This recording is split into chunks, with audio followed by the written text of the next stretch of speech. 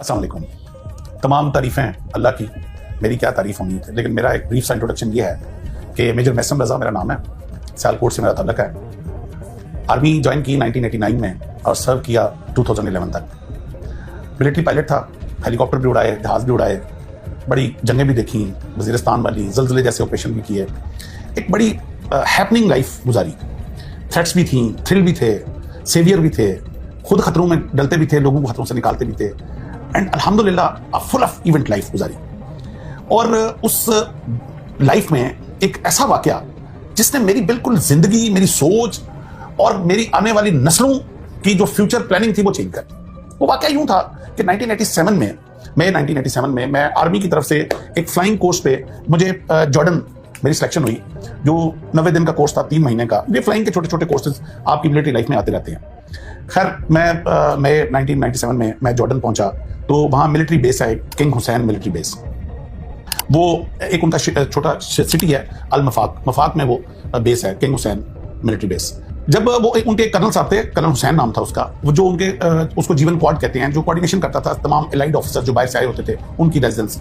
और जब उसने लिस्ट दी हमें कि कौन किधर ठहरेगा, तो उसमें वो एक फ्लैट था जिसमें 2 पायलट्स ने रुकना था। जो तमाम फॉरेन पायलट्स जितने भी थे वो 2-2 पेयर किया हुआ था। तो जो मेरे साथ पेयर था वो इजरायली पायलट था। मैं झंडा देख के इजराइल का, तो एकदम दुनिया में चंद ही वो कंट्रीज हैं जिनके झंडे देख के हम ऊपर से नीचे होते हैं, तो उनमें से लकीली एक इजराइल है।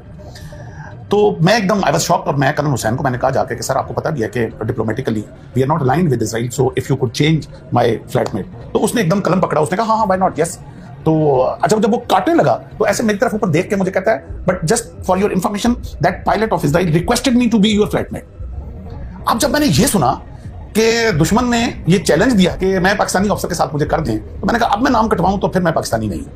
तो I accept this challenge, I will live with Israeli pilot for 90 days and then life starts. 2-4 दिन तकल्लुफ में गुजरे, वो भी थोड़ा रिजर्व लगा। वो समझ रहा था पता नहीं मैं कोई आईएसआई का एजेंट हूं। चंद दिनों में हमें ये समझ आ गई कि ना मैं आईएसआई का एजेंट हूं, ना वो मोसाद का एजेंट है। तो हम दोनों पायलट हैं और कोर्स करने आए हुए हैं। 8-10 दिन के बाद बेतकल्फी हो गई, सुबह क्लास में इकट्ठे जाना, शाम को खाना इकट्ठे खाना।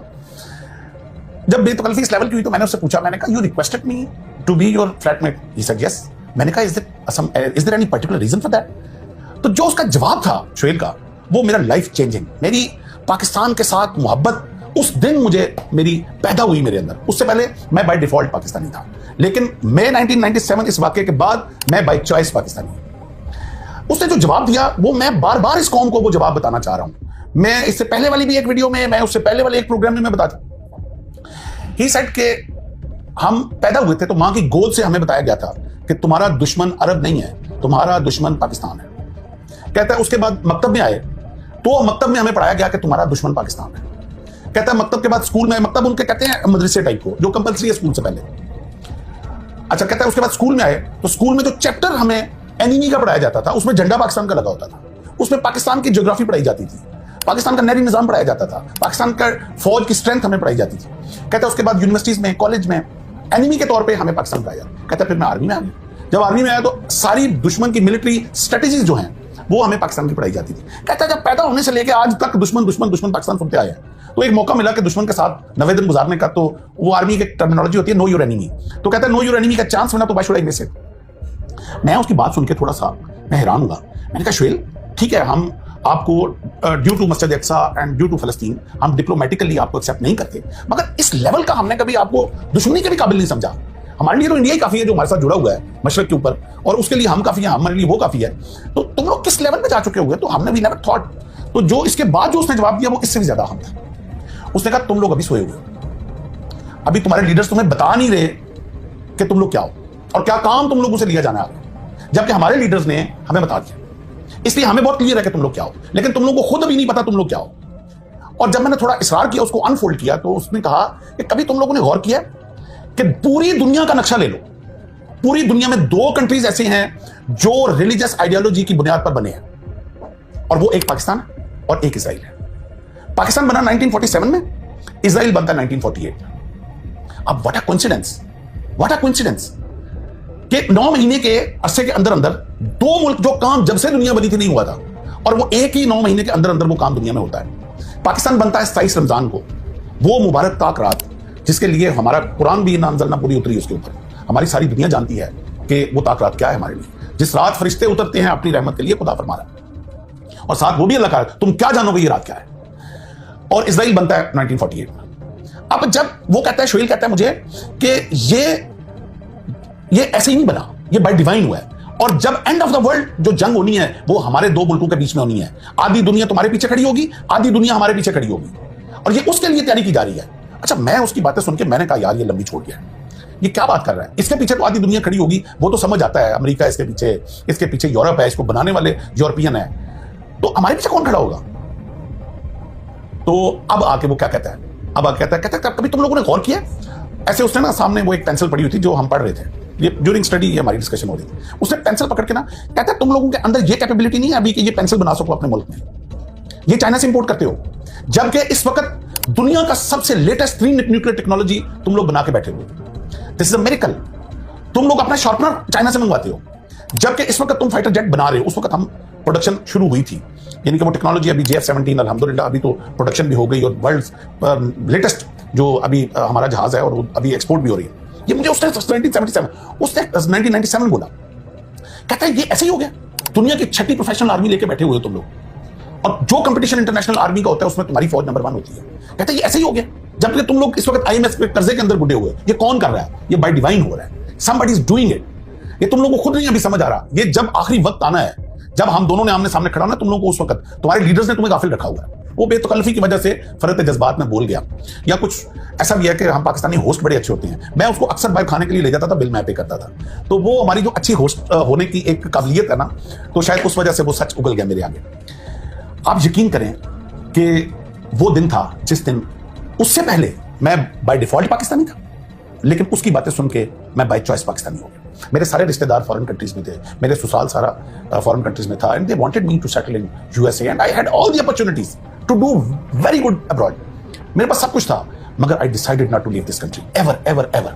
और मैंने अपने बच्चों को भी कह दिया कि जिंदगी है, खुदा करे कि वो मौका आए, वो आखिरी जंग हमारी जिंदगी में इजराइल के आमने सामने हो, खुदा करे मुझे मौका मिले कि मैं पहली सफ में लड़ रहा हूं, खुदा करे कि वो खिलाफत और वो इमामत जो इमाम मेहदी लेके आएंगे, जो हमारी दज्जाल के साथ जंग हो, वो हमें और मेरी औलाद को मौका मिले कि हम अगली सफों में लड़ रहे हों। इसलिए हम कभी ये ना इस मुल्क को छोड़ सकते हैं, न कभी इस मुल्क के ऊपर आंच आने देंगे, हम अपना खून बहा देंगे, क्योंकि हमें अपने दुश्मन से वो बात पता है। वो कहता है तुम लोग इस वक्त जो एग्रीकल्चर रेवोल्यूशन, तुम्हारा इंडिया पानी, ये मुझे उसने बताया 1970 कि इंडिया प्लान कर रहा है तुम्हारा एग्रीकल्चर तबाह करने के लिए, और तुम्हारा सारा पानी बंद कर रहा है, और तुम्हारे अपने बिके हुए हैं बीच में जो पानी बंद करवा रहे हैं। और बाद में वो जमात रिशा पकड़ा गया जो बिका हुआ था, खुदा लानत करे उसके ऊपर और उसके आल औलाद के ऊपर, जो ऐसा शख्स पैदा हुआ जिसने अपने मुल्क का सौदा किया और हमारे पानी को बर्बाद किया जाके, जो दरियाओं का उसने इंडिया के साथ सौदा किया।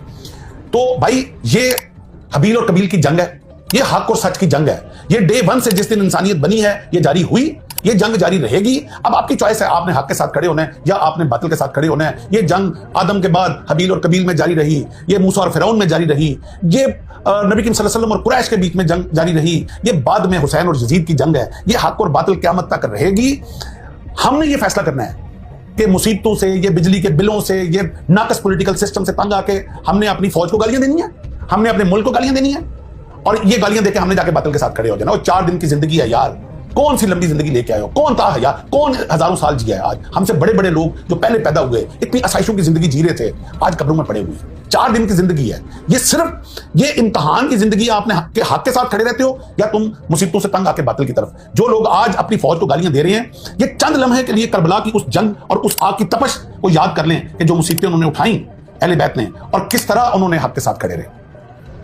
खुदा के लिए वो मुझे इल्हाम इकबाल का एक बड़ा खूबसूरत शेर याद आ गया, मीरे अरब को आती है ठंडी हवा जहां से, मेरा वतन वही है, तेरा वतन वही है। ये मेरे आका सल्लल्लाहु अलैहि वसल्लम को ठंडी हवा हमारे मुल्क से आई है। ये है वो फौज जिसने निकलना है इमाम मेहदी के साथ और जिसने दज्जाल के साथ लड़ना है। हमें ये विजन ये इजरायली अफसर ने दे दी थी, उनको पता है कि ये फौज है जिसने लड़ना है। आज चंद जो मकासद हैं, चंद जो पॉलिटिकल सिस्टम की जो रॉन्ग डिसीजंस हैं, उनकी वजह से आके हम लोग अपने मुल्क के खिलाफ हो गए हैं। हमें हमारी जुबान कैसे जेब देती है, वो कट क्यों नहीं जाती जुबान जो अपने फौज और अपने मुल्क के अगेंस्ट बात करे। मैं काफ़ी जज्बाती हो जाता हूँ इस टॉपिक से। मैं चूंकि थोड़ा पढ़ने लिखने का थोड़ा शौक भी है, मैं एक शेर नवाबजादा नसरुल्लाह खान साहब का बड़ा मेरा वो एवर फेवरेट शेर है कि वो पूरी गज़ल है वैसे तो मैं पढ़ सकता हूँ, लेकिन वक्त की किल्लत की वजह से मैं एक शेर पढ़ूंगा कि वो कहते हैं कि कब अश्क बहाने से कटी है शबे हिजरा, कि रोने से रात का गम खत्म नहीं होता। कब अश्क बहाने से कटी है शबे हिजरा, कब कोई बला सिर्फ दुआओं से टली है।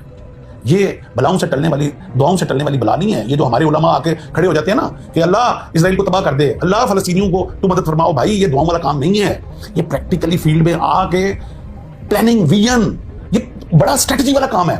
और मैं आखिर पे मैं ये मेरा सारा टॉपिक जो है ना इनकम्प्लीट रहेगा अगर मैं एक शख्स का नाम ना लूं जिसमें मैं पूरा पिछला प्रोग्राम कर चुका हूं। David Ben Gurion, 1948 first prime minister of Israel. वो शख्स वजीर आजम बनता है, पहला इजलास होता है इजराइल में, और पहले इजलास में जो अपनी तकरीर करता है उसमें क्या बकवास की उसने, वो मैं आज आपको वर्ड टू वर्ड इस प्रोग्राम में सुनाऊंगा। और अब सोचें कि उस कौम का वजीर आजम बना जो मेरे आका सल्लल्लाहु अलैहि वसल्लम ने जंगे बदर में जिनको धकेला, बदर से 1400 साल धक्के खाते रहे, दर बदर धक्के खाते रहे, इनको ठिकाना नहीं मिला।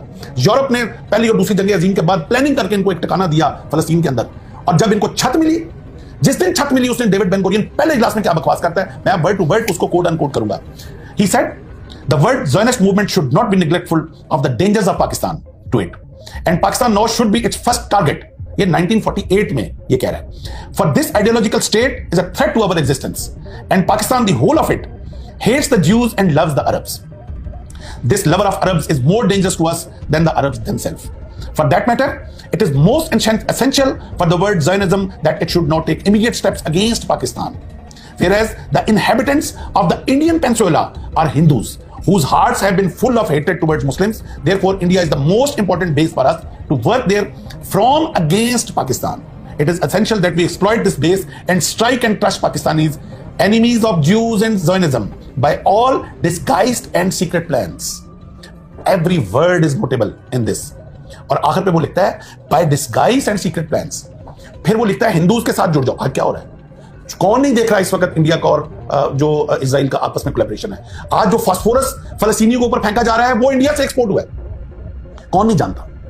खुदा के लिए पाकिस्तानियों, खुदा के लिए मुसलमानों इकट्ठे हो जाओ। जब दुश्मन इकट्ठा हो सकता है पाकिस्तान के लिए, तो तुम लोग अपने लिए इकट्ठे क्यों नहीं हो सकते? This is high time. वातसिमू बिहब्लिल्लाहि जमीअन वला तफर्रकू। हमें एक झंडे के नीचे वापस इकट्ठे होना है। यही हमारी बका है और यही अल्लाह ताला हमसे चाहता है। इसके साथ ही मैं आपसे इजाजत चाहूंगा। पहुंचूंगा।